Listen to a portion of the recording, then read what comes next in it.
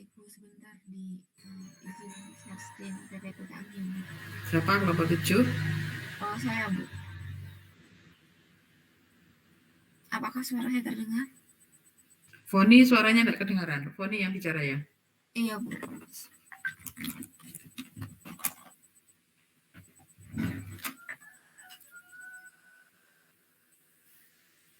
Apakah suara saya masuk, Bu?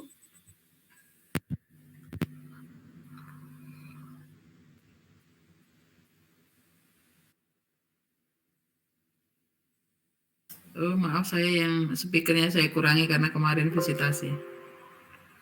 Ya, silakan. Tadi sudah kelihatan tadi, kenapa kok lagi?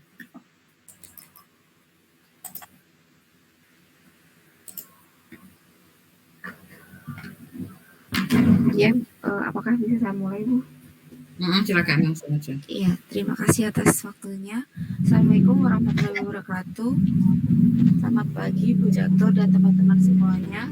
Kami dari kelompok 7 dari kelas B akan mempresentasikan hasil kerja kelompok kami dengan judul jurnal yang kami angkat, yakni meningkatkan hasil hijauan dan pengendalian gulma yang efektif dari hijauan campuran jagung kedelai untuk ternak melalui penggunaan herbisida yang berbeda atau increasing forage yield and effective weed control of corn soybean mixed forage for livestock through using by different herbicides.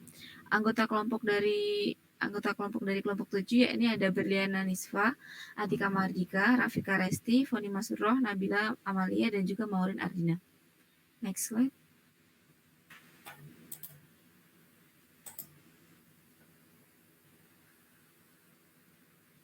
Di sini tujuan dari jurnal yang kami angkat yakni untuk mengevaluasi herbisida yang berbeda dan menemukan herbisida yang cocok untuk pertumbuhan yang optimal, hasil dan nilai gizi campuran makanan ternak dengan berupa jagung dan kedelai untuk diberikan sebagai basal diet untuk ternak. Dan jenis penelitian sendiri di sini menggunakan jenis penelitian through eksperimen rancangan acak kelompok. Selanjutnya akan dijelaskan oleh rekan saya.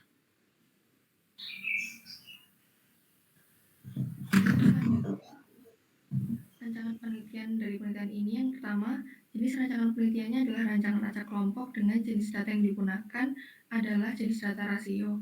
Contoh dari jenis data rasio yang digunakan yang pertama ada pH dengan satuan pH, electrical conductivity dengan satuan ds per m, ketersediaan fosfat dengan satuan miligram per kilogram, bahan organik dengan satuan gram per kilogram, kadar nitrogen dengan satuan persen, kation-kation yang berpotensi untuk pertukaran dengan satuan mol per kilogram, tinggi batang jagung, tinggi telinga jagung, serta tinggi kedelai dengan satuan sentimeter, jumlah coupling jagung dan kedelai dengan satuan jumlah per 7,5 meter persegi, kemudian hasil panen batang jagung serta hasil panen telinga jagung dengan satuan ton per hektar, hasil panen kedelai dengan satuan kilogram per hektar, kadar NDF, ADF, RFV, dan TDN pada jagung dan kedelai dengan satuan persen, serta jumlah gulma dengan satuan jumlah per meter persegi.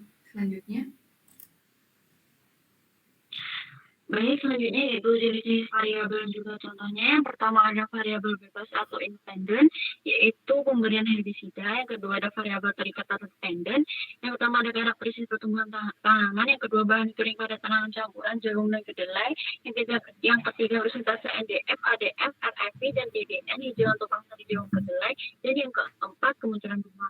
Kemudian variabel kontrolnya yaitu varietas jenis jagung dan kedelai. Sifat kimia tanah lapang percobaan yaitu pH, aktivitas listrik, ketersediaan fosfat, materi organik, nitrogen, kalsium, kalium, magnesium, dan natrium. Kemudian yang keempat ada variabel penengah atau moderat, yaitu suhu dan curah hujan lokasi penelitian. Next. Baik, saya akan menjelaskan tentang langkah penelitian. Instrumen penelitian yang digunakan adalah mesin penyemaian volume untuk menyemai biji dengan cara yang sama. Dengan cara antar biji kedelai adalah 10 cm dan jagung 20 cm. Lalu alat untuk mengukur tinggi jagung dan kedelai. Alat untuk mengukur tinggi batang jagung, telinga jagung, dan tinggi kedelai digunakan dalam penelitian ini, namun dalam jurnal tidak menyebutkan secara detail alat ukur yang digunakan. Lalu, alat untuk mengukur berat sampel batang jagung, telinga jagung, dan kedelai, data hasil bahan kering, data hasil total protein yang mudah dicerna, ditimbang dengan alat ukur berat, namun dalam jurnal tidak disebutkan secara detail alat ukur yang digunakan. Lalu, terdapat oven untuk mengeringkan sampel batang jagung, telinga jagung, dan kedelai untuk pengukuran hasil bahan kering. Lalu digunakan software SAS 9.1.3 untuk menganalisis data yang telah diperoleh dengan teknik ANOVA. Lalu untuk teknik pengumpulan datanya dilakukan dengan pengukuran dan observasi untuk memperoleh data tinggi batang jagung, telinga jagung, dan kedelai, data bahan kering dari jagung dan kedelai, kemunculan gulma Digitaria sanguinalis, Portula caulacea, Echinoclea cruzgali, lalu data neutral detergent fiber, acid detergent fiber, relative heat value, dan total digestible nutrient. Next. Selanjutnya ada jumlah sampel. Di sini sampel yang digunakan adalah 3 blok, yaitu blok A, blok B, dan blok C yang diisi oleh 5 perlakuan berupa tidak ada herbisida, pendimetalin, linuron, S-metolakor, dan etal fluorarin yang ditanam sebanyak 3 kali, sehingga besar sampel ada 28 yang dapat dari T-1 dikali R-1 lebih dari 15. T di sini adalah 15 dan ulangannya adalah 3-1 yaitu 2. Lalu ada teknik samplingnya adalah randomized complex block design. Selanjutnya ini pada uji validasi. Uji validasi internal di sini menggunakan teknik ANOVA dengan dibantu menggunakan software SAS 9.1.3 dan selanjutnya dibandingkan dengan penelitian lain sebagai uji validitas eksternal. Dilakukan dengan menggunakan 5 perlakuan, yakni no herbicide atau tidak menggunakan herbisida, pendimetalin, linuron, S-metolakor, dan juga etal fluoralin. Dan di sini menggunakan 3 kali pengulangan sebanyak 3 kali. Selanjutnya yakni uji reliabilitas. Di perbedaan berdasarkan 5 perlakuan diuji menggunakan Duncan multiple range test. Selanjutnya variabel yang dinyatakan memiliki perbedaan yang nyata atau signifikan, yakni pada nilai kurang dari 0,05. Selanjutnya ini merupakan salah satu rancangan tabel datasheet. Ada beberapa. Yang pertama adalah sifat kimia tanah lapang percobaan. Di sini tidak dilakukan pengulangan karena rancangan yang digunakan hanya satu. Kemudian selanjutnya terdapat rancangan tabel datasheet untuk tabel pengaruh herbisida yang berbeda terhadap karakteristik pertumbuhan tanaman dalam hijauan tanaman campuran jagung dan kedelai. Di sini terdapat 5 perlakuan yang masing-masing diukur terhadap blok A, blok B, dan blok C sebagai 3 ulangan, dan juga diukur growth parameters dengan mengukur tinggi batang jagung, tinggi telinga jagung, tinggi kedelai, dan jumlah kopling jagung dan kedelai. Selanjutnya, kemudian ada juga tabel pengaruh herbisida yang berbeda terhadap hasil bahan kering pada tanaman campuran jagung dan kedelai. Di sini yang diukur adalah dry matter yields. Dari tabel ini kemudian diukur pula, maksud saya dilakukan total jumlah dry matter yields dari setiap blok. Kemudian ada dihitung pula soybean proportion dan juga relatif dry matter yields yang digunakan. Selanjutnya, di sini ada tabel selanjutnya, yaitu pengaruh herbisida yang berbeda terhadap presentasi NDF, ADF, RFV, TDN, dan TDN pada hijauan tupang sari jagung kedelai. Di sini terdapat 5 perlakuan, sebagaimana yang terdapat pada kolom dari atas ke bawah. Kemudian ada tabel NDF, ADF, RFV, dan TDN yang melintang. Kemudian dilakukan pada blok A, blok B, dan blok C untuk setiap persen kedelai dan juga jagung. Selanjutnya, Di sini terdapat pula tabel pengaruh herbisida yang berbeda pada kemunculan gulma di ladang campuran kedelai. Di sini terdapat 5 perlakuan dengan 4 jenis gulma yang dilakukan pengamatan pada 3 blok sebagai 3 ulangan. Selanjutnya,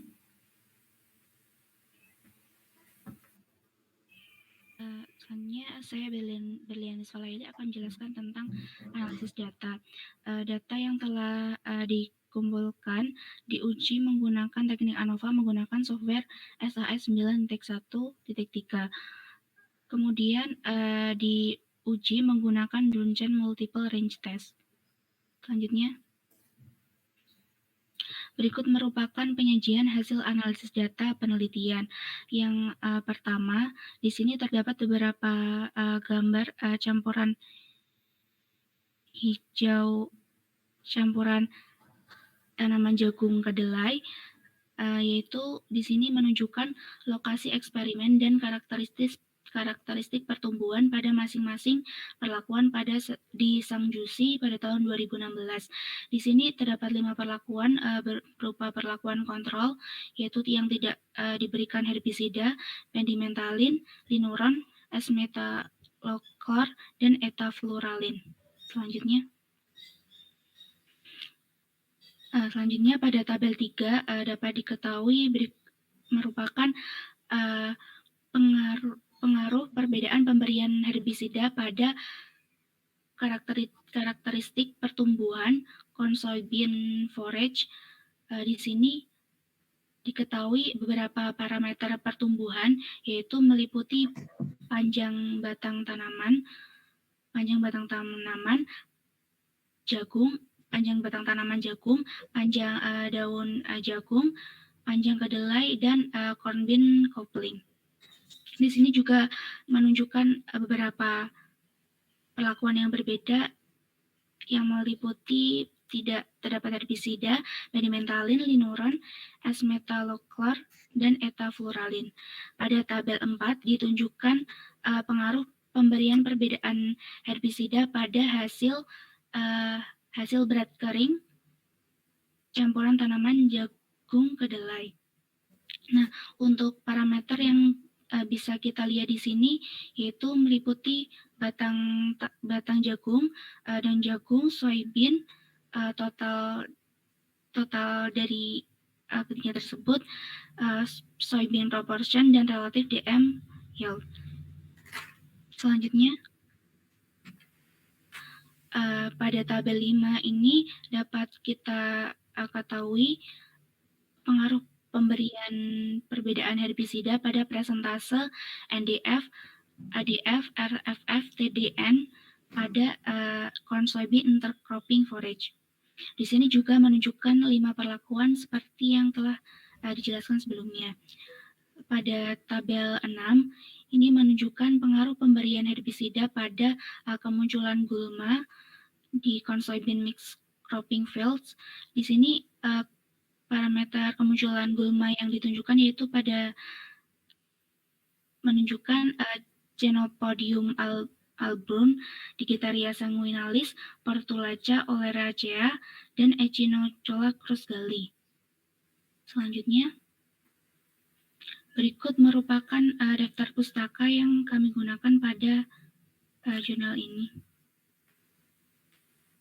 Terima kasih. Mungkin sekian presentasi dari kelompok kami. Terima kasih. Apabila ada kurangnya, mohon maaf. Assalamualaikum warahmatullahi wabarakatuh. Waalaikumsalam warahmatullahi wabarakatuh. Terima kasih kelompok 7. Saya kira sudah lumayan ada perbaikan, tetapi masih ada beberapa kesalahan ya. Jadi teman-teman, ini kan perlakuannya ada 5, kemudian ulangannya 3. 3 itu blok itu adalah merupakan ulangan. Sehingga jumlah sampelnya berapa?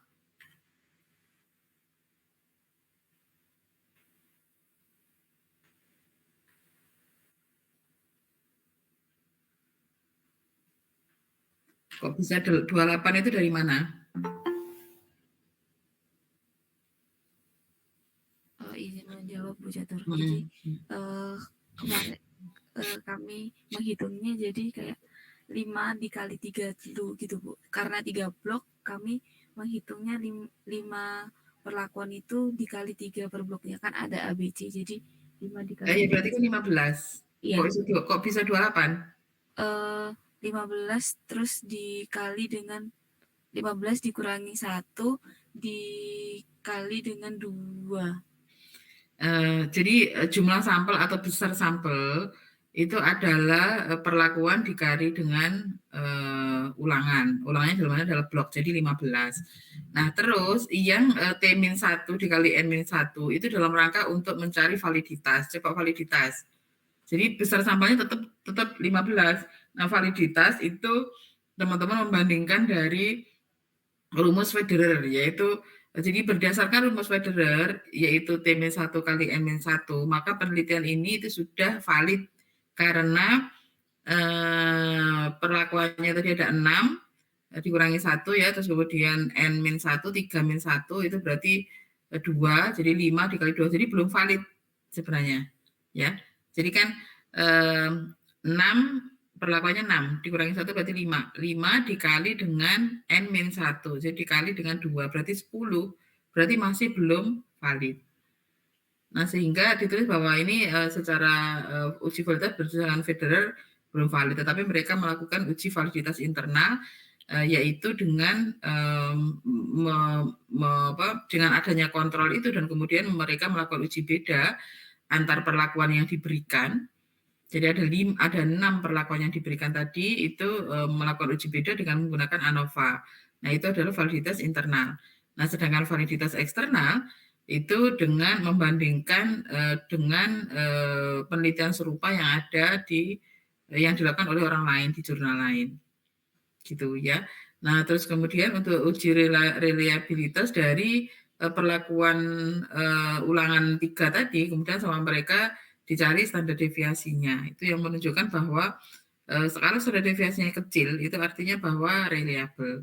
Tapi kalau besar, itu tidak reliable. Nah, kalau di situ tidak ditunjukkan standar deviasi, maka teman-teman bisa melihat dari hasil uji bedanya. Jadi, tapi kalau kita lihat ya hasil uji bedanya, coba ke hasil.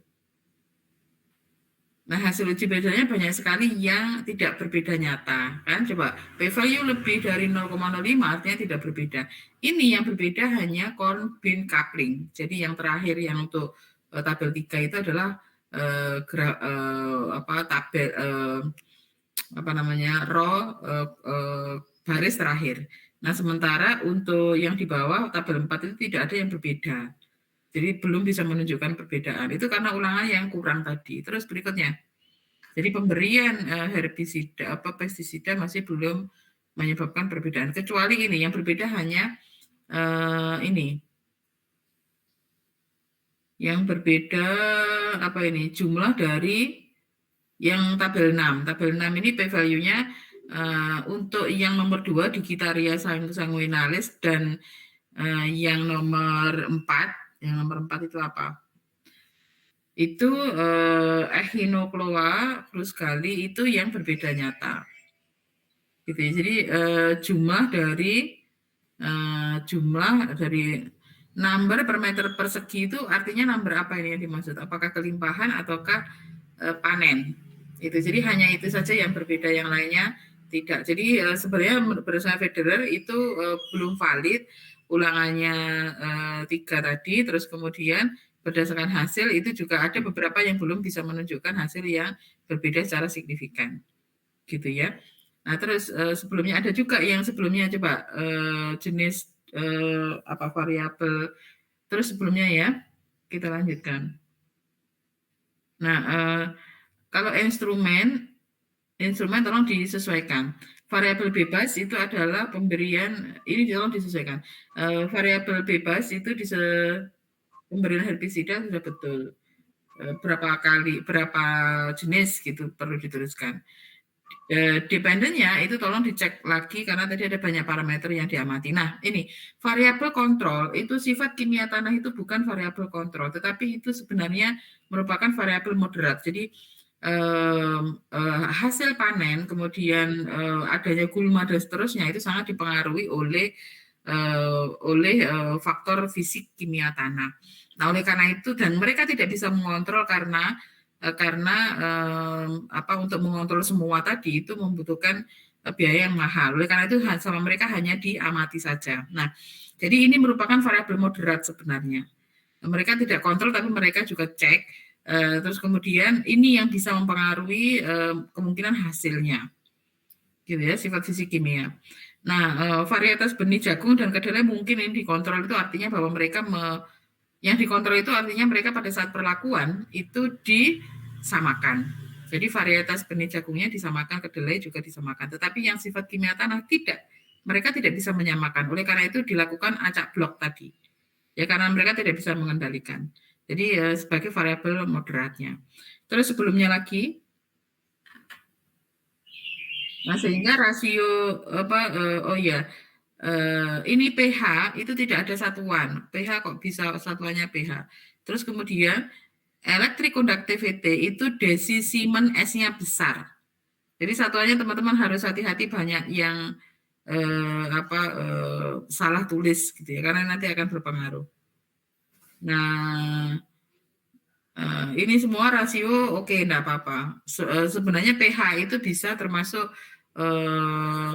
interval sebenarnya ya. pH itu sama dengan DO sama dengan suhu. Itu adalah interval. Suhu itu belum dimasukkan di sini. Ya, terus sebelumnya. Nah, jadi saya kira itu teman-teman, karena ini merupakan through eksperimen rancangan acak kelompok, kemudian nanti ada rancangan acak faktorial, itu supaya jelas itu sebenarnya dibuat bagan alir atau kerangka operasional daripada penelitiannya. Saya lihat di jurnalnya itu sudah ada. Jadi misalnya lahan dibagi menjadi 3 blok, terus kemudian masing-masing blok ini perlakuannya adalah ini, itu gambarnya sudah ada. Kenapa tidak dicantumkan? Itu merupakan langkah atau tahapan penelitian sebenarnya. Langkah tahapan penelitian itu dimasukkan di situ kerangka operasionalnya berupa bagan alir gitu, sehingga orang lain akan mudah bahwa termasuk dikatakan kelompok karena ini kualitas tanahnya bisa jadi berbeda. Jadi mereka melakukan eksperimen pada tiap perlakuan itu dilakukan pada blok yang berbeda. Ya. Jadi saya kira itu untuk kelompok 7. Terima kasih. Ada pertanyaan dari kelompok 7? Atau teman yang lain? Sepertinya dari kelompok 7 sudah cukup, Ibu. Terima kasih sarannya. Oke. Terima kasih. Tolong stop screen. Dilanjutkan oleh kelompok 8. Silakan.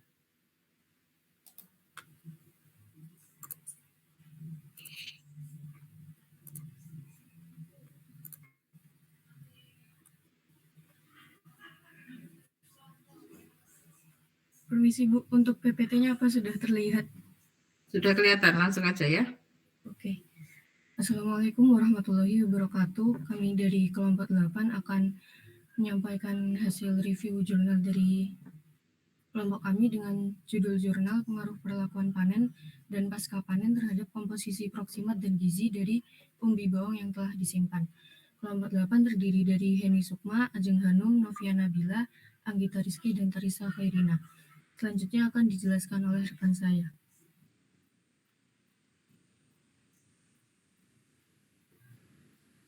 Baik, untuk tujuan penelitian pada jurnal ini yakni untuk mengevaluasi pengaruh tahap panen, tahap perawatan, dan waktu topping terhadap kualitas pasca panen bawang merah.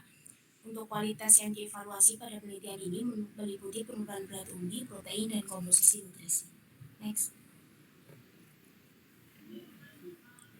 Untuk jenis penelitiannya itu berupa penelitian through eksperimental dengan desain split plot arrange and factorial design. Next. Rancangan penelitian, jenis rancangan penelitian itu berupa rancangan faktorial, dan jenis data penelitiannya data nominalnya berupa perlakuan, yaitu tahap panen, periode penyembuhan, dan waktu topping. Tidak ditemukan data ordinal. Lalu data intervalnya berupa suhu, nilai pH, curah hujan, dan kadar air, dan rasionya itu berupa penurunan berat umbi bawang, kandungan kadar protein, kelembaban relatif, dan komposisi nutrisi. Next. Variabel independen di sini berupa tahapan panen, periode penyembuhan, dan waktu topping. Variabel dependennya itu penurunan berat umbi protein, penerapan berat umbi, protein, dan komposisi nutrisi. Untuk variabel interveningnya itu berupa suhu, curah hujan, kadar air, kelembapan relatif, nilai pH, dan kualitas tanah. Dan untuk variabel moderator itu berupa jenis umbi bawang merah.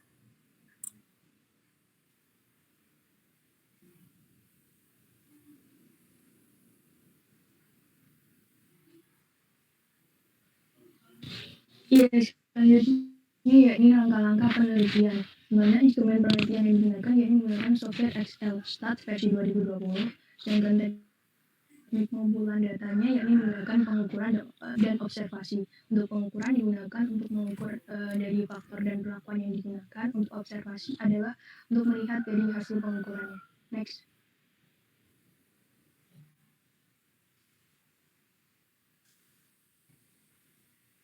Baik, selanjutnya yaitu jumlah atau besar sampel dan teknik sampling. Untuk jumlah besar sampel dan ulangan yaitu 30 sampel bawang per perlakuan dan 3 kali pengulangan. Jadi total sampel yaitu 1440 sampel. Kemudian untuk teknik samplingnya yaitu random sampling. Next. Selanjutnya yakni uji validitas dan realibilitas. Untuk validitas yang pertama yakni ada validitas internal, yang mana ini menggunakan uji beda antar pelakuan yang diberikan yakni dengan statistik ANOVA menggunakan Excel Stats versi 2020. Lalu uji studi Newman-Kells atau SNQ pada tingkat kepercayaan 95% dan korelasi persen. Kemudian terdapat metode lain yakni dengan menggunakan rumus R-1 kali T-1 yang mana pada penelitian ini menghasilkan nilai 35 dan artinya lebih dari 15 sehingga pengujian pada jurnal ini dapat dikatakan valid. Kemudian terdapat juga uji validitas eksternal yakni dilakukan dengan perbandingan dengan jurnal lain. Kemudian untuk uji reliabilitas ini dilakukan dengan membandingkan antara hasil ulangan tiap perlakuan dengan menggunakan standar deviasi. Next.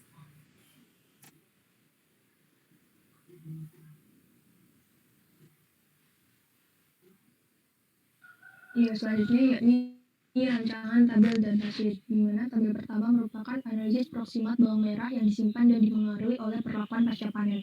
Di sini terdapat 3 faktor, yakni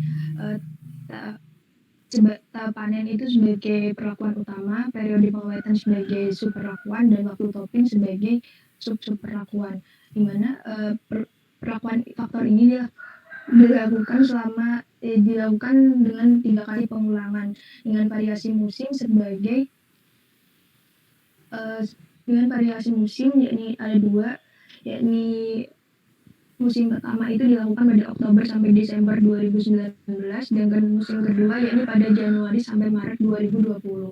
Dengan pada tahap panen itu ada 3 perlakuan, yakni 75% topval, 50% topval, dan 25% topval. Untuk periode penyembuhan juga ada 3 perlakuan, ada selama 2 minggu, selama 1 minggu, dan tanpa perlakuan. Dan untuk waktu topping yakni setelah topping dan sebelum topping. Dengan analisis proksimat yang dicari yakni tentang kadar air, penurunan berat, dan protein. Next.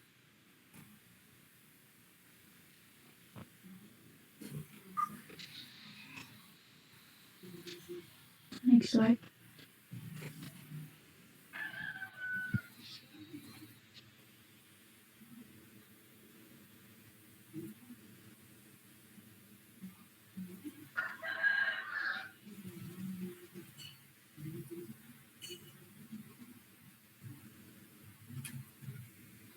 Iya, selanjutnya yakni tabel 2 merupakan komposisi nutrisi bawang merah yang disimpan dan dipengaruhi oleh perlakuan pasca panen. Untuk faktor dan perlakuannya masih sama, sedangkan komposisi nutrisinya yakni vitamin C, seng, fosfor, kalium, kalsium, sodium, dan besi. Next.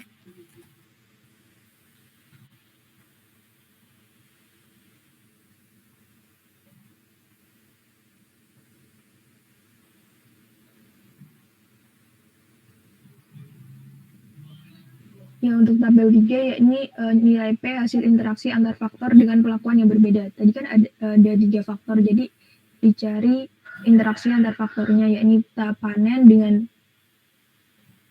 perlakuan pasca panen, perlakuan perawatan.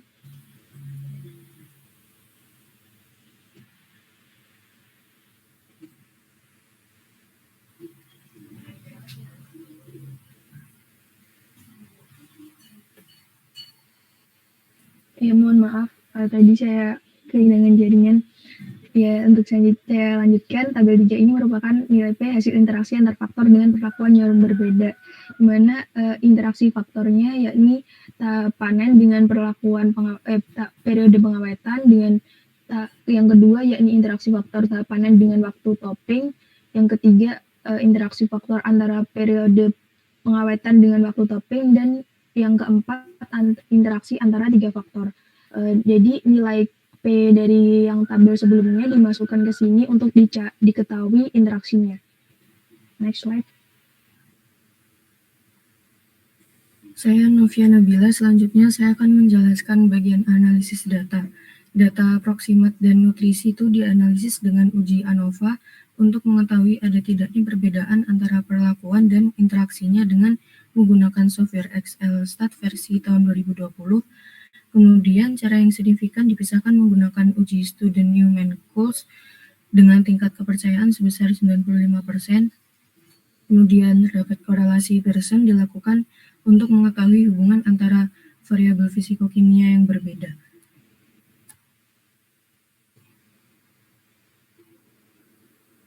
Baik, selanjutnya yaitu hasil dan tampilan data. Pada tabel 4 ini mengenai analisis proximat bawang yang disimpan, di mana yang dipengaruhi oleh perlakuan pasca panen. Hasil menunjukkan bahwa ada variasi yang sangat signifikan pada kadar air bawang yang telah disimpan 3 bulan dalam penyimpanan. Pengawetan umbi bawang juga memiliki pengaruh yang sangat signifikan terhadap kadar bawang yang disimpan. Umbi bawang yang diawetkan selama 2 minggu secara signifikan memiliki kadar air yang lebih tinggi, yaitu sebesar 81,19% dalam penyimpanan dibandingkan dengan yang hanya diawetkan selama 1 minggu dan yang tidak diawetkan sama sekali. Waktu topping juga sangat berpengaruh pada kadar air bawang, di mana topping setelah diawetkan mampu mempertahankan kadar air yang jauh lebih tinggi dibandingkan dengan yang diberi topping sebelum diawetkan. Penurunan berat dari umbi bervariasi secara signifikan berdasarkan tahap panen, lama pengawetan, dan waktu topping. Umbi bawang yang dipanen pada 25% top fall kehilangan banyak bobot dalam penyimpanan dibandingkan dengan yang dipanen pada 50% top fall dan yang dipanen pada 75% top fall. Next.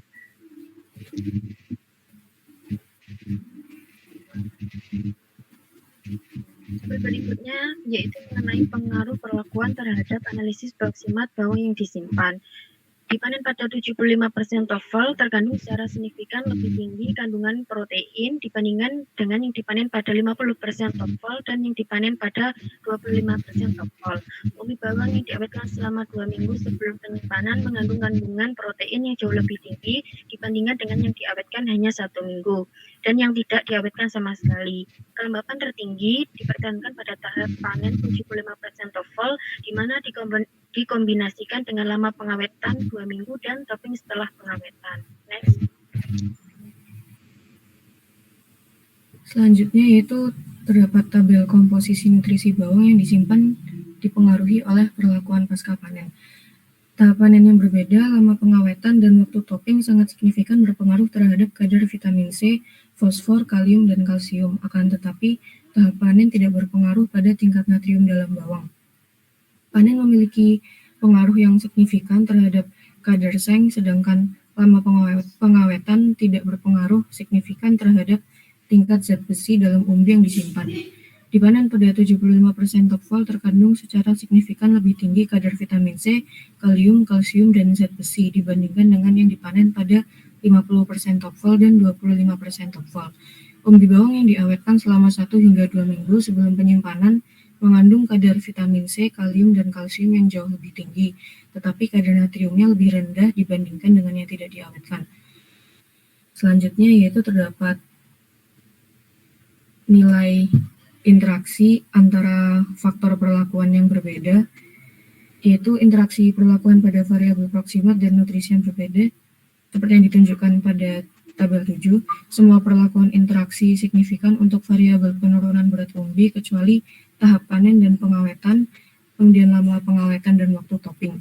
Untuk protein terjadi interaksi secara signifikan antara lama pengawetan dengan topping, kemudian waktu topping, dan antara tahap panen.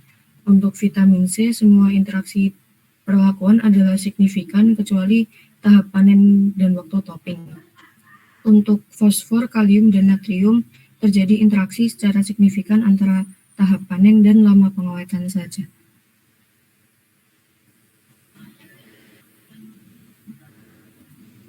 Baik, selanjutnya yakni pada tabel 8 yang mana pengaruh perlakuan terhadap komposisi nutrisi bawang yang disimpan. Jadi untuk efek perlakuan sangat signifikan pada kadar vitamin C, kalium, kalsium, natrium, dan besi dalam umbi bawang yang disimpan. Namun untuk efek pengawetan sedikit signifikan pada tingkat seng.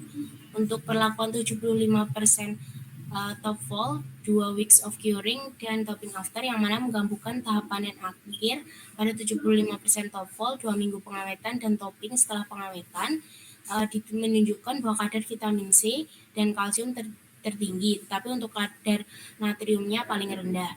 Nah, kemudian kadar vitamin C terendah pada treatment 25% top fall, tidak diawetkan, dan adanya topping. Namun untuk tingkat sodiumnya tertinggi. Kemudian pada tabel 9 menunjukkan matris korelasi persen antara variabel nutrisi dari umbi bawang merah, yang mana ada korelasi negatif yang signifikan antara kadar air dan kehilangan berat umbi, menunjukkan bahwa hilangnya kelembapan ini berkontribusi signifikan terhadap penurunan berat pada umbi. Penurunan berat umbi juga berkorelasi negatif dengan protein kasar dan semua nutrisi kecuali natrium, yang merupakan satu-satunya unsur yang ditemukan berkorelasi positif dengan penurunan berat umbi. Kelembapan berkorelasi positif dengan protein kasar, vitamin C, kalium, kalsium, dan besi. Demikian pula kadar fosfor pada umbi yang disimpan tidak berkorelasi secara signifikan dengan semua faktor lainnya kecuali natrium dan penurunan berat umbi. Next. Berikut ini adalah daftar pustaka dari jurnal yang kami gunakan. Sekian presentasi dari kelompok 8. Mohon maaf apabila ada kesalahan. Wassalamualaikum warahmatullahi wabarakatuh. Waalaikumsalam warahmatullahi wabarakatuh. Terima kasih kelompok 8. Kelompok 8 ini adalah perlakuan faktorial. Jadi faktornya, coba tadi teman-teman sebelumnya ya kita cek ininya.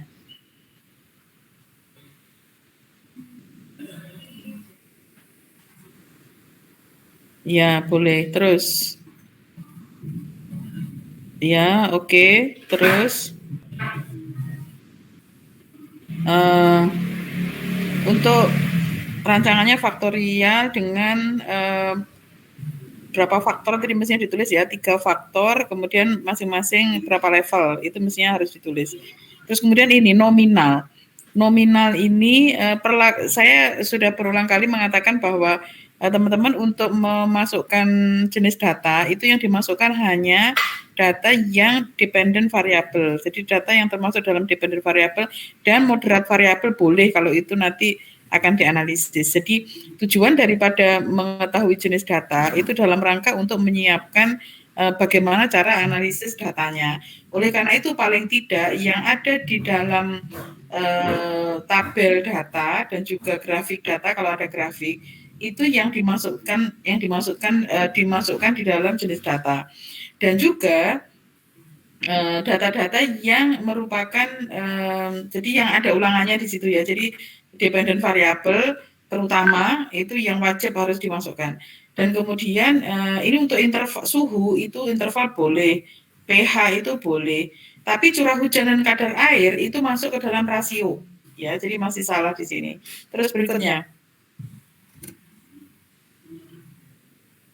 Variabel ini tahapan panennya, jadi ditulis saja variabel independennya tahapan panen dalam kurung berapa saja perlakuannya, periode masuk penyembuhannya tadi. Itu jadi yang kedua juga begitu, berapa level, apa yang dimaksud, jadi masing-masing berapa level, karena ini adalah rancangan acak, rancangan faktorial. Waktu topping juga begitu. Dependent itu yang tadi masuk di dalam pengamatan itu tadi. Nah, sementara variabel moderat itu adalah variabel yang menentukan atau mempengaruhi kejadian daripada atau dependent variabel dari independent variabel yang diberikan.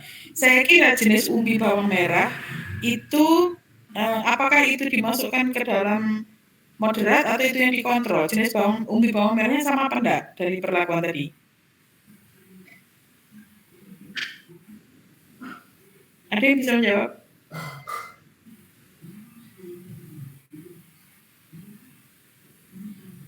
Halo? Apakah ada beberapa macam umbi bawang merah? Izin menjawab Bu, sama Bu.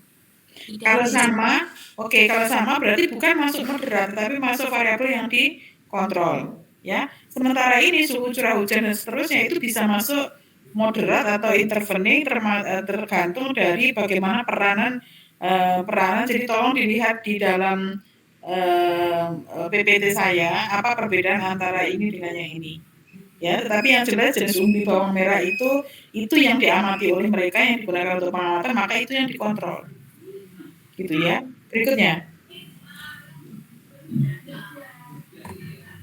Alat penelitian itu tolong semuanya dituliskan. Terus berikutnya, tidak hanya software, ini software dari data, analisis data, tetapi jenis data yang lainnya itu jenis variabel dependent, itu alatnya apa yang digunakan untuk mengukur, itu yang ditulis. Jadi tidak hanya software daripada analisis data.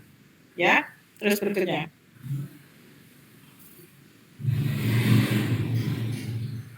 Nah, besar sampel itu jumlah dari keseluruhan. Jadi tergantung dari itu tadi berapa level. Coba data. Ini nanti kita lihat dari datanya ya.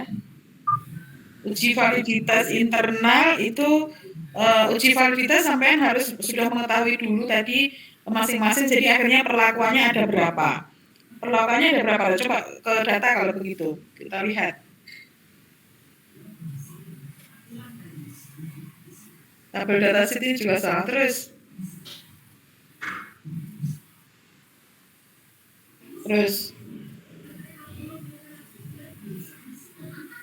nah ini misalnya faktornya kan ada, kalau di sini 4 ya, tetapi variasi musim sama mereka tidak dimasukkan. Jadi ini harvesting stage itu ada berapa? 1, 2, 3, ada 3.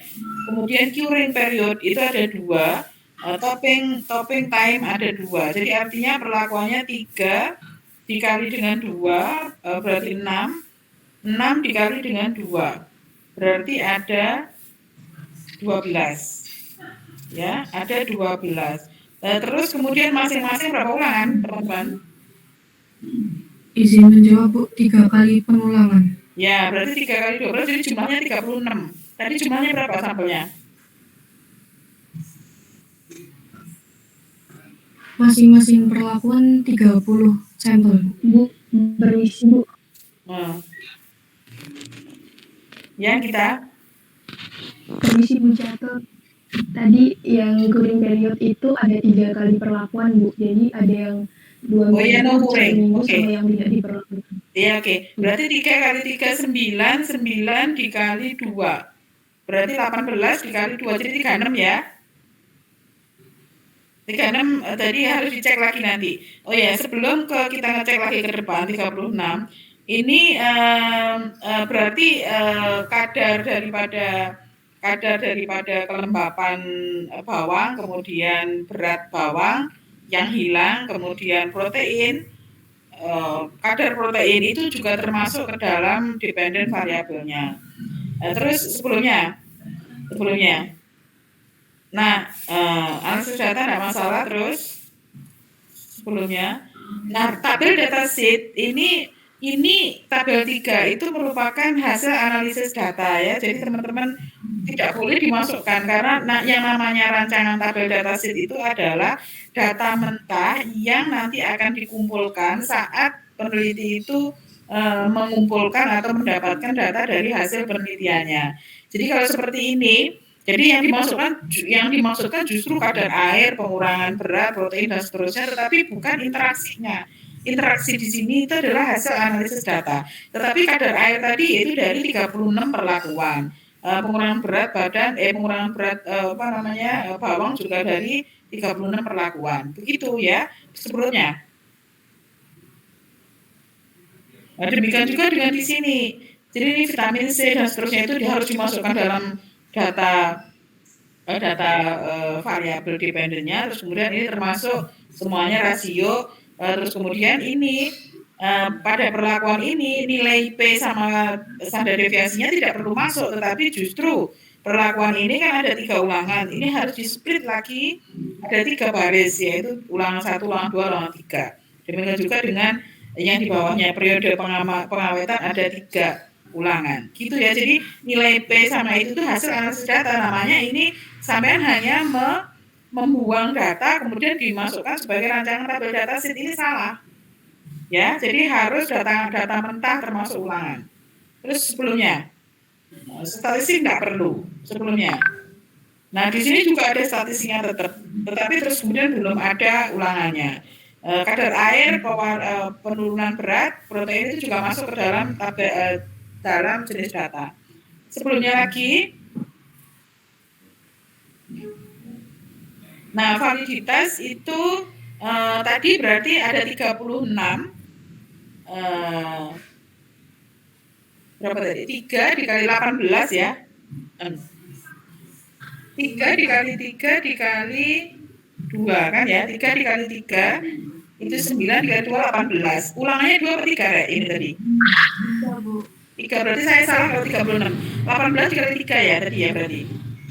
54. Iya 54. Jadi untuk validitasnya itu adalah 18 dikali dengan 18 dikurangi 1 dikali dengan 3 dikurangi 1. Berarti 17 dikali dengan 8. Dikali 2. Berarti sudah memenuhi berdasarkan rumus Federer untuk validitas penelitiannya. Sedangkan validitas internalnya ini sudah oke, eksternalnya sudah dibandingkan dengan ini, saya kira tidak apa-apa, ini ada dasar deviasi sudah oke. Terus sebelumnya,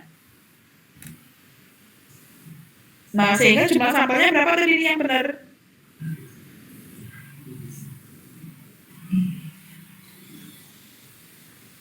Piro rek? Sudah dijelaskan kok, masih bingung. Ayo piro? Tadi kan faktorialnya tadi kan 3 dikali 3 berarti 9 dikali 2. 18 dikali ulangannya 3. Berarti 18 dikali 3 piro? 54. Jadi di sini jumlah sampelnya adalah 54 besar sampel. Ulangan orang usah yang ditanya, jumlah besar sampel itu adalah langsung 54. Ya. Kalau mau dirinci 54 itu ditulis faktor 1 sekian level, faktor 2 sekian level, faktor 3 sekian level dikali ulangan 3. Begitu sehingga akan tahu ini adalah 54. Terus sebelumnya. Nah, instrumen tadi sudah saya kira ini tadi saya sudah mengatakan teman-teman bagaimana mengukur berat, vitamin C dan seterusnya itu harus ada caranya, metodenya di sini.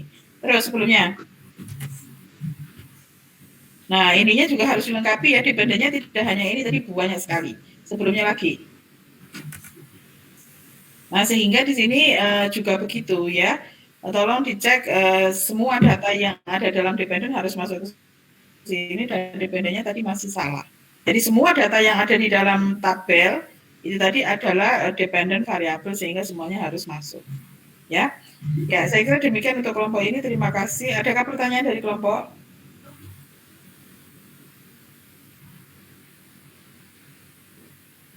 Nggak ada ya? Oke, kalau nggak ada terima kasih. Silakan stop screen dilanjutkan oleh kelompok 9.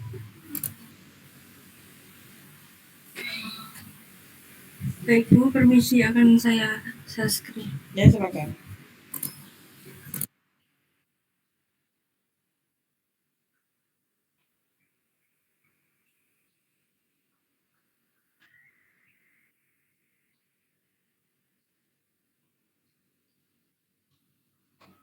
Halo Wanda. Tadi Wanda atau Novia yang mau share screen? Wanda Ibu. Oh iya. Udah muter. Oke, sudah kelihatan. Masih muter. Nah, sudah kelihatan. Langsung aja ya. Baik, terima kasih atas waktunya. Assalamualaikum warahmatullahi wabarakatuh. Di sini kami dari kelompok 9 akan menjelaskan mengenai hasil kerja kelompok kami dengan jurnal yang berjudul Pengaruh Sumber Pupuk Fosfor Terhadap Tingkat Pertumbuhan dan Hasil Panen pada Gandum, Triticum aestivum L. Dengan anggota kelompok Silvia Dunia, Wanda Harismatul, Ayesha Watma, Nida Nurika, dan Sheila Masari. Next. Tujuan dari penelitian ini yaitu untuk mengetahui pengaruh dua sumber pupuk fosfor di diamonium fosfat dan misfosfat serta 4 kadar fosfor terhadap pertumbuhan dan hasil gandum kultivar di daerah penelitian agronomi Universitas Pertanian Faisalabad.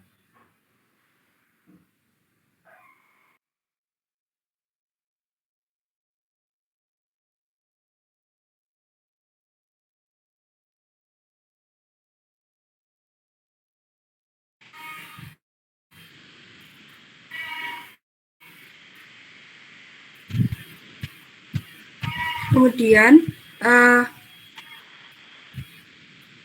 jenis penelitian dari jurnal ini yaitu true eksperimental dengan rancangan faktorial, di mana terdapat interaksi antara dua sumber pupuk fosfor, yaitu diamonium fosfat dan nitrofos dengan 4 tingkat fosfor yang berbeda terhadap pertumbuhan gandum kultivar bakat 2002. Jenis rancangan penelitian ini yaitu rancangan faktorial dengan jenis data penelitian yaitu nominal dengan contoh emisi DAP dan NP pada nilai biaya manfaat dan satuan rupiah. Kemudian jenis data koordinat tidak ada, kemudian jenis data rasio yaitu meliputi tinggi tanaman dengan satuan cm, kemudian jumlah anakan subur dengan satuan meter persegi, kemudian berat tanaman dengan satuan kilogram, kemudian bobot 1000 bulir dengan satuan gram, hasil jerami dengan satuan kilogram per hektar, jumlah kalium dengan satuan kilogram per hektar, jumlah penghasilan dengan satuan rupiah, jumlah pengeluaran dengan satuan rupiah, kemudian jenis data kontinu berupa jarak antar tanaman dengan satuan cm, kemudian jenis data ordinal dengan contoh level kadar pupuk dengan satuan persen. Next. Rancangan penelitian ini dengan variabel bebas atau dependen berupa pemberian 2 pupuk fosfor, diamonium fosfat dan misfosfat pada 4 kadar fosfor yaitu 0, 60, 90 dan 190 kg per hektar. Kemudian variabel terikat atau independennya yaitu berupa pertumbuhan, jumlah anakan, tinggi tanaman, total bulir, jumlah penghasilan, jumlah pengeluaran, hasil jerami, hasil biji-bijian, dan hasil gandum kultivar di daerah penelitian agronomi Universitas Pertanian Faisalabad. Kemudian variabel kontrolnya berupa media semai atau tanah, ukuran net plot, kemudian jumlah ulangan dengan nitrogen dan kalium. Untuk variabel moderatnya berupa nilai ekonomi gandum. Next.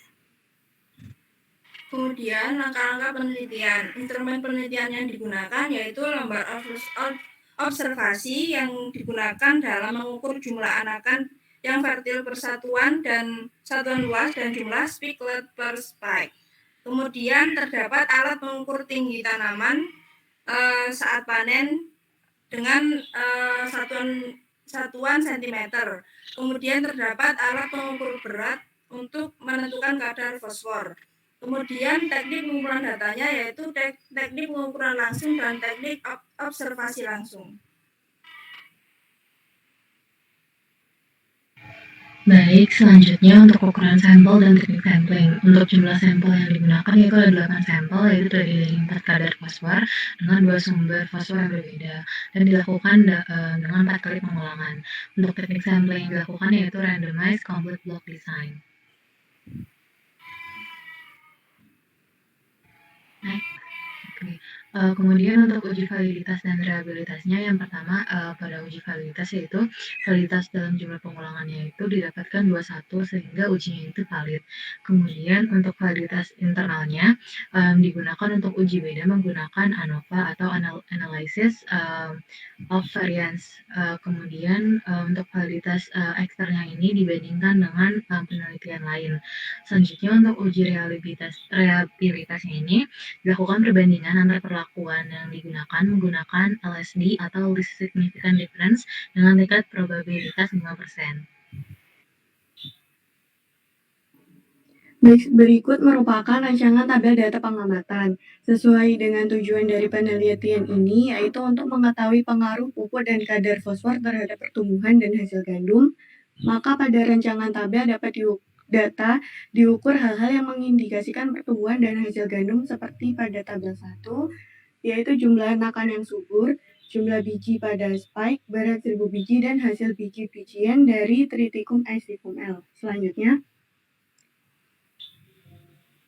Selanjutnya yaitu tinggi tanaman, jumlah spiklet per spike, hasil jerami, efisiensi penggunaan pupuk. Dan pada tabel ketiga selanjutnya yaitu yang menghitung tentang analisis ekonomi dari ladang gandum, indikator dari perhitungan analisis ekonomi yaitu hasil biji-bijian, hasil jerami, harga biji-bijian, harga jerami, pendapatan kotor, total pengeluaran, dan pemasukan. Selanjutnya,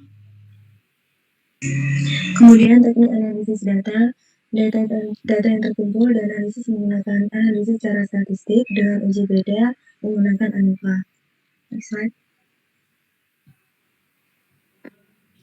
Setelah dilakukan analisis data yang didapat kemudian disajikan dalam bentuk tabel. Penyajian data dalam bentuk tabel dapat mempermudah pengelompokan data. Terdapat 3 tabel. Tabel pertama dan kedua merupakan penyajian data terkait pengaruh dari sumber dan kadar pupuk fosfor terhadap parameter hasil gandum. Sedangkan tabel ketiga merupakan penyajian data terkait pengaruh sumber dan kadar pupuk fosfor terhadap analisis ekonomi dari gandum. Untuk menghitung tabel pertama dan kedua, digunakan uji LSD untuk membandingkan rata-rata perlakuan dengan kontrol. Pada tabel pertama, terlihat adanya kenaikan apabila perilaku kontrol dibandingkan dengan pemberian pupuk fosfor. Selanjutnya, pada tabel kedua juga terlihat adanya perbedaan antara perilaku kontrol jika dibandingkan dengan pemberian pupuk fosfor terjadi kenaikan. Selanjutnya, pada tabel ketiga merupakan penyajian data analisis ekonomi dari lahan gandum dihitung dengan BCR atau Benefit Cost Ratio dan VCR atau Value Cost Ratio. Diperoleh kesimpulan bahwa BCR dan VCR maksimal ditemukan pada gandum yang diberi perlakuan fosfor dari DAP dengan kadar 90 dan VCR minimal ditemukan pada gandum yang tidak diberi perlakuan pupuk fosfor atau variabel kontrol. Selanjutnya, berikut merupakan referensi yang kami gunakan. Sekian, terima kasih. Kami kembalikan pada Bu Catur. Ya, terima kasih teman-teman. Jadi kasusnya seperti tadi. Coba slide sebelumnya. Nah, kalau seperti ini kan ada faktorial 2 faktor kan. Faktor yang pertama itu adalah sumber daripada P itu DAP dan NP, ada 2 berarti ya, 2 level.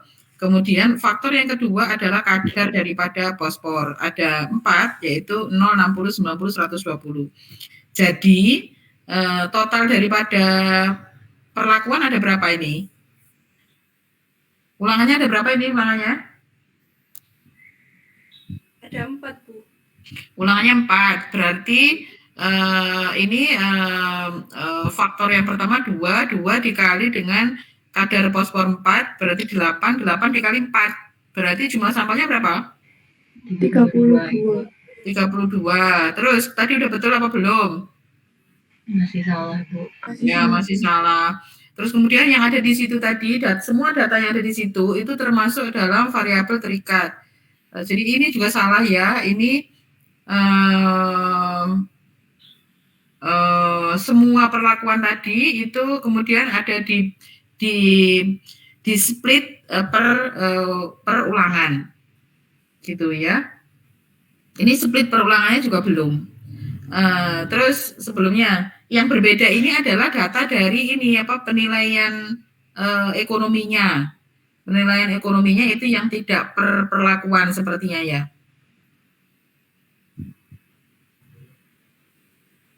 Nah, terus sebelumnya lagi, jadi ini salah itu tadi. Nah, sehingga di sini mestinya betul apa enggak? Uji validitasnya gimana? Treatmentnya semuanya tadi ada berapa treatment? Ada 4 dikali 2 kan 8. 8 ini sudah betul. Ya, jadi 8 dikurangi 1, 4 min 1 kali sama dengan lebih dari sama dengan 15 itu betul yang ini. Uji jadi sudah valid. Ini sudah oke, enggak apa-apa. Uji reliabilitas dengan standar deviasi tadi, bukan dengan LSD perbandingan antar perlakuan ya. Kalau antar perlakuan itu masuk dalam uji validitas. Karena uji validitas itu kan uji beda menggunakan ANOVA, ANOVA dilanjut dengan LSD ini. Tetapi untuk reliabilitas itu untuk melihat variasi data pada masing-masing ulangan. Jadi mereka melihatnya dari standar deviasi. Jadi bukan dari LSD. LSD ini adalah uji lanjutan dari ANOVA. Ya. Terus sebelumnya. Nah, ini masih salah kan tadi? Teknik samplingnya saya kira bukan block design tapi acak. Teknik samplingnya itu pengambilan sampel untuk menentukan yield, menentukan semua dari variabel terikat. Jadi mereka pasti menggunakan acak lengkap, bukan blok. Blok desainnya itu adalah penataan di lapangan, penataan daripada penelitian di lapangan. Ya, tetapi untuk teknik samplingnya pasti acak lengkap. Kalau tidak bisa dilakukan analisis data. Terus sebelumnya.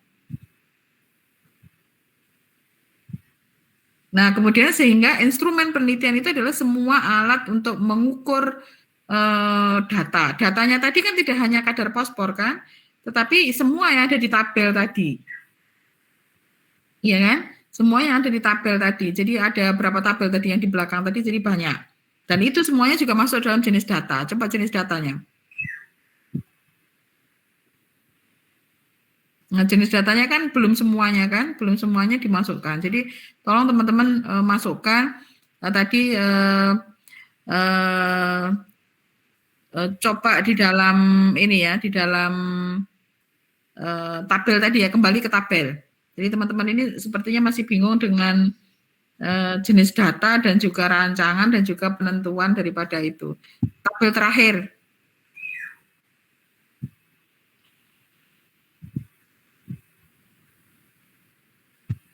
Ya, mulai dari sini. Dari sini berarti ini ya jumlah dari anakan yang fertil, jumlah daripada grain per spike, kemudian panen, itu semuanya masuk ke dalam dependent variable. Terus berikutnya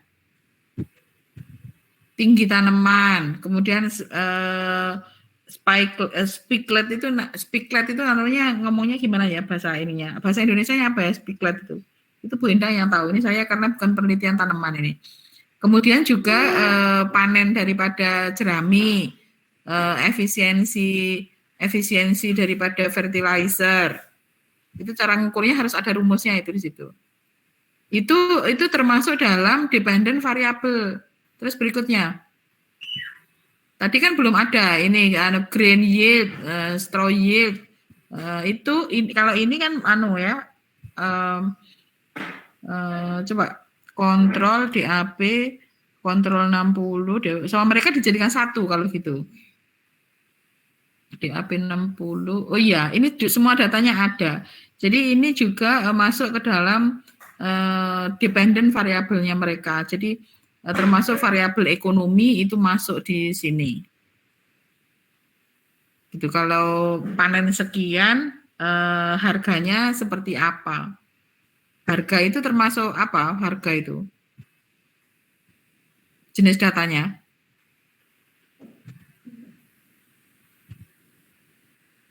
Ada yang bisa menjawab?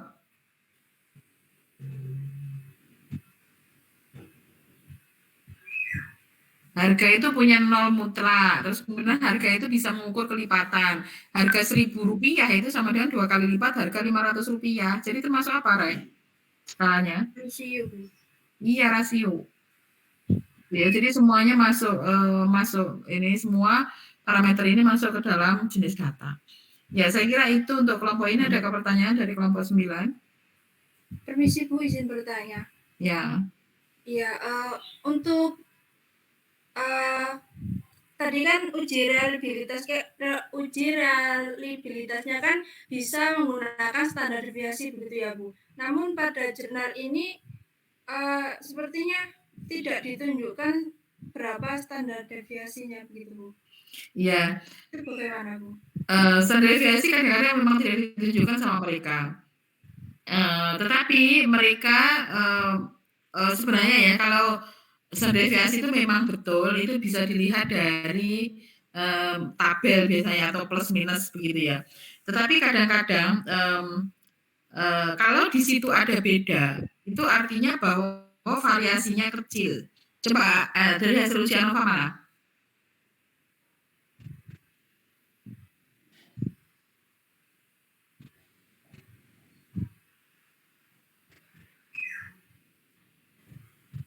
Tadi kan katanya ada uji ANOVA ya. Ini LSD, coba LSD. Maksudnya tapi yang dibaca dengan LSD-nya, tetapi kesimpulannya. Jadi 49,6 ini kan 06 ini kan ininya ya, bukan probability-nya. Di dalam penjelasan ada enggak probability-nya berapa? Jadi akhirnya ini orang India ya yang penelitian ini. Iya benar, India kah? Iya, Bu. Ya kalau orang India mesti senangannya begini. Jadi data itu semuanya itu ditulis deskriptif, kemudian tidak di analisis datanya itu kurang jelas gitu ya, sehingga mereka sukanya itu semuanya ditulis dalam bentuk tabel, tapi kesimpulan tidak jelas karena semua ditulis. Nah ini LSD sekian ini mestinya ini apakah ini hasil dari T hitungnya ataukah hasil dari probability-nya, signifikansi. Nah, kita bisa melihat dari uji signifikansinya. Kalau dari uji signifikansinya rendah, di bawah 0,05, berarti dia artinya variasinya kecil. Jadi dilihat dari situ. Ya sebelumnya lagi, data sebelumnya. Oh ini aja ya, ini dan setelahnya ya. Iya, Bu. Ya, berarti di deskripsi sama harus baca. Ini ada G, ada huruf di sini ya, huruf B, A. Itu artinya bahwa ada perbedaan antar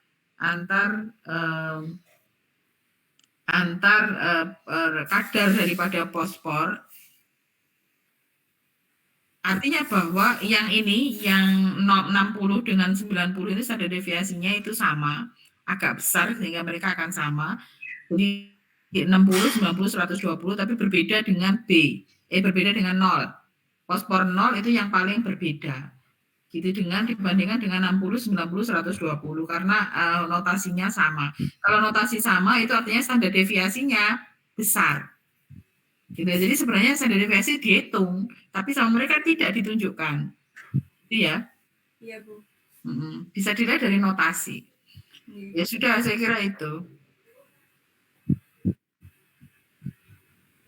Ya jadi teman-teman masih punya tugas. Sekarang kita ke Google Classroom. Teman-teman tolong yang bertugas itu adalah kelompok yang belum punya tugas kemarin itu kelompok berapa? 4, 5, 6. Ya, jadi kelompok 4 itu mereview kelompok presentasi kelompok 7. Kemudian kelompok 5 mereview presentasi kelompok 8. Kelompok 6 mereview presentasi daripada kelompok 9. Nah, teman-teman karena ini waktunya mepet, saya kira tidak apa-apa teman-teman kita beri waktu sampai jam 12 nanti saya kira ya untuk memberi masukan dari penyaji, terus kemudian nanti penyaji kita tunggu sampai malam nanti untuk memberi tanggapan pada pembahas kelompok 456 nanti. Ya, saya kira demikian untuk kali ini. Terima kasih banyak. Selamat pagi. Kita ketemu lagi nanti jam 7:30 untuk kuliah. Dan teman-teman hari ini kita akan kuis. Jadi mungkin waktu ini teman-teman masih punya waktu untuk belajar. Memberi masukannya kan nanti saya beri waktu sampai jam 12. Jadi setelah kuis nanti bisa memberi masukan.